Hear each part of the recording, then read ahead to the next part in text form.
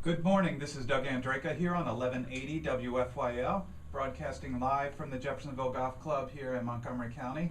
We bring you a weekly real estate show. If you've listened to us before, you know our aim is to provide you with the truth behind the real estate headlines and bring you great guests, experts in their area. If you heard us last week, we did a really good show on short sales. And this week as well, we'll have some experts in the studio to talk to you about the whole world of real estate and get into some real estate investing as well. I think what we need to do first, I just want to give a brief overview of some of the things that we've been talking about on prior shows to let you know where we are real estate wise and where we're going in the marketplace. And one of the things we've been trying to keep you abreast of is the interest rate market, and I just want to update you briefly on that. I went back and looked at where we were at the beginning of the year just to give you an idea. According to the Freddie Mac Primary Mortgage Market Survey, it's a survey of Freddie Mac rates that are given out across the country. Back in January of this year, the average interest rate was 4.77% across the country. Actually, we peaked this year in February where we hit 5.05%. Just to give you an idea of where we are right now, this past week, the average interest rate nationwide on a 30-year fixed rate loan was 3.99% with an average of 0.7 points. So as you can see, we've done nothing but come down in interest rates this year, and I want to talk a little bit about how that factors into our marketplace these days, because typically in a normal market, when we hit interest rates at the levels that we're seeing, which are historic lows, it's generated a tremendous amount of buying. Obviously there is not that tremendous amount of buying happening out there today, and maybe with all our guests here that we'll have on the panel, we can talk a little bit about maybe why that is, where the market is right now, and where we might be going coming into the new year, 2012, and how you and everybody out there can maybe profit from that. So let me take this time to introduce who we have on the panel here. Of course, we have a partner in the show that you've heard before. We have Carl Scaramuzza from Credit Blueprint. Carl, welcome. Morning, everybody. Good to be here again. Great to have you. Make sure you give us your input on the topics here today. And also, we have a crowded studio. This is the first time, I think, on our show that we've had 4 people in the studio at the same time. We have Phil Falcone. Phil's the author of Addicted to Real Estate, and his partner, Jeremy Ricci. And they are also the co-owners of Realty Mark 100. So welcome, guys, to the show. Thanks for having us. Hey guys, thanks for having us. Great to be here. Great to have you guys. We're looking forward to the unique perspectives that you're going to give to the marketplace. And Jeremy, you were nice enough to give me a copy of your book, Addicted to Real Estate here. I'm sorry, not Jeremy, Phil. Apologize. Thank you for bringing a copy of your book, Addicted to Real Estate. Maybe tell us a little bit about what your idea was to behind Addicted to Real Estate. No problem. Well, the subtitle says it all. Why I can't stop and why you should start. I've been in the business since 1989, and I love this business. I truly am addicted to it. And one of the reasons that I love it is because it rewards you financially for the hard years and the hard work that you put into it. And I always tell people that in real estate, you don't get rich fast, you get rich slow. And if you start, and acquiring properties and building up a portfolio, as you ride through one real estate cycle, I think you'll find you'll be thrilled that you did it when you've got millions of dollars in equity in the properties that you've bought by buying and holding. So there's lots of different kinds of real estate investors with all different kinds of philosophies, but my philosophy, generally speaking, is I describe myself as a buy and hold investor, and I have been feeding my family for over 22 years off of my real estate investments. And how about you, Jeremy? What is your main interest in real estate? Real estate for me has been a way, like Phil said, to really just the self-employment aspect of it, where you can kind of be your own boss and write your own ticket has been great. I've primarily focused on the creative acquisition and creative finance, where we're doing a lot of owner financing deals. We're doing a lot of deals where we're taking over somebody else's mortgage payments. If they're behind on mortgage payments, we're reinstating them, helping out the banks get current on the mortgages, helping out the homeowners, and all sorts of deals where we're bringing in private investors as well. And these deals are just non-traditional deals. In 10 years of investing in real estate, I'd never bought a house that was for sale.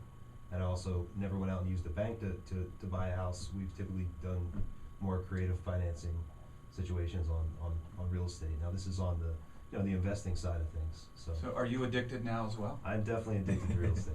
All right, I didn't think we'd talk a little bit about addictions here today, but maybe we could get into that.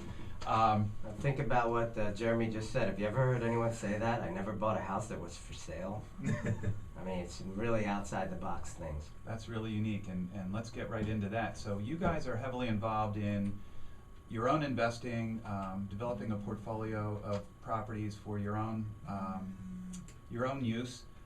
In addition, maybe later in the show we can touch on some of the retail things you do as well. So maybe talk a little bit about what that means as far as real estate goes, as far as outside the box, and how you acquire properties that maybe the average person doesn't even think about. Okay. Well, most of the people who invest in real estate or purchase real estate for any reason, they do it through what we call the conventional method, where you get a realtor, you work with a realtor, you find a piece of property that's listed on the multiple listing service, and you put 20% down and you go to a bank and you buy that property. And that is certainly a way to buy properties, and that's a way that I bought many properties in my life. But today's strategies, you have to be smarter, because there's amazing deals that you can structure for yourself if you just take the time to learn those strategies. And Jeremy and I are two people who can help you learn those strategies for almost no outlay of money. So let's get into it. What we do is we advertise directly to the sellers themselves. Okay? There is a tremendous amount of inventory of real estate out there today that people can't sell, and they want to sell it. And if there's lots of people who don't even bother putting their house up for sale right now because they just know they're not going to get the numbers that they need to sell that house for. So what we do is we advertise directly to sellers. We do that by numerous methods. One way is being on radio shows where we tell people, hey, guess what? We buy houses. Give us a call, 267-988-2000. And another way we do it is I drive a truck outside that has 24-inch high letters that say, I buy houses. You can actually see it from space if it's a good satellite with high-def camera. And we also drop marketing to sellers directly, letting them know that if you've got a house for sale, we can help you. We could figure out a way to do a win-win deal where both parties get exactly what they want. Jeremy, why don't you tell us a little bit about some of the strategies that we're using today to acquire such properties? Maybe pick one.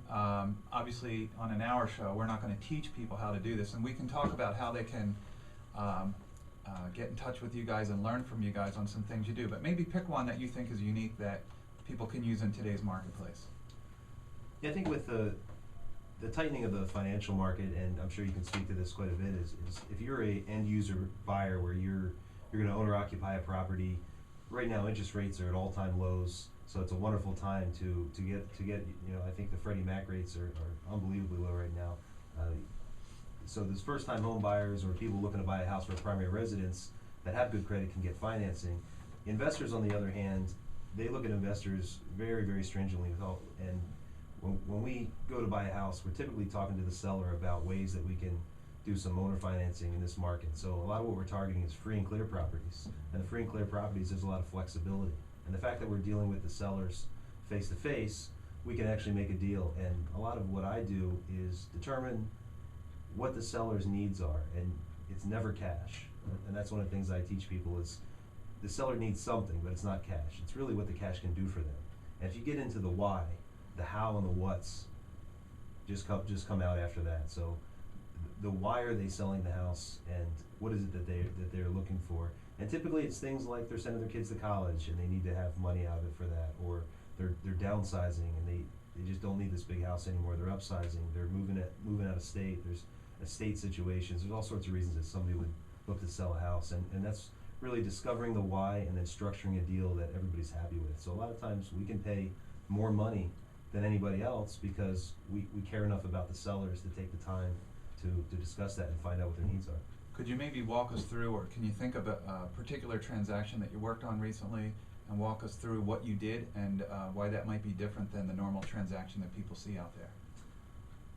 So a recent transaction, we actually have a showing on a property that today to rent a house that Phil and I just bought. But this is a place locally. It's in Lansdale, and we found a situation where somebody had a house that was owned outright, and they wanted to retire.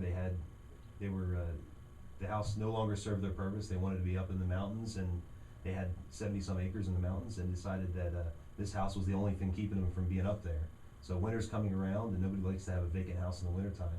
So they were kind of back and forth, driving quite a distance, a couple hours back and forth to try to sell this house. They had it for sale by owner, and they contacted us on our advertising and said that they wanted to sell the house. And a lot of times in this market, people are very price sensitive, and it's the people that are price sensitive where we can really help them, where they think a lot of the investors come in and they just give a lowball cash offer. And that's really the last thing that we do. We hate giving lowball cash offers because it's cash intensive. We'd rather structure some owner financing. So in this particular case, typically when you go down to a bank, let's say there's some owner financing involved in a commercial deal, you'd have 80% down, let's say with a bank, and sometimes the seller might carry a 20% second mortgage. We treated this residential deal almost quite the opposite, flipped it on its head, where we gave them 20% down and we used a private investor, and then the seller was able to carry a mortgage for about 80%. And we gave them a retail price. We gave them a retail price for the house because we structured terms that were low enough that our tenants could afford it. And that's really what we're looking to do. In order to provide affordable housing for people, we need to structure terms, and the terms are much more important to me than the price, that the tenants can afford and still leave us a couple $100 a month, so that we're, even a couple $100 a month I consider a break even. So anything goes wrong with the house, so there goes that couple $100 a month. But as long as every time that tenant makes a payment, that payment goes to us and we pay down the mortgage, and we're getting quite a bit of amortization on these loans. So it's really a neat strategy to kind of structure it that way. You always come to the potential seller with a couple different options, but normally the private investor is going to be in first position, right? And the seller is going to be in second position. Is that generally how it works? I know you talk about making a couple different proposals to that seller, but in that case that you're specifically talking about, that investor would be in first position, right? Yeah, our investors like to be in first position. It really helps us out. In the second position, we're going to have to pay much higher interest rates. So we're paying, typically these private investors that we use are getting interest only payments. In this particular deal, I think the guy was 7.5% interest that he wanted. And by giving him a first position on the property, very low loan to value, I think it was about 30%. We were able to actually, we needed 20% down plus closing costs. We actually borrowed 30% down. So we're able to put some money in our pocket. And the nice thing from a tax perspective is it's borrowed funds, so there's no tax. When we go to sell the property, there's obviously there's capital gains tax, but as of now we can actually have money at the closing table. So we really got paid to buy this property, and still are structuring it so that the private investor gets monthly payments, the seller, they get monthly payments, and we have a balloon down the road, 10 years down the road, where when hopefully the house will have doubled in value. I mean, I don't know if we're at the bottom of the market right now, but I think we're pretty close. So it's safe to say, I think, in my opinion, that 10 years from now,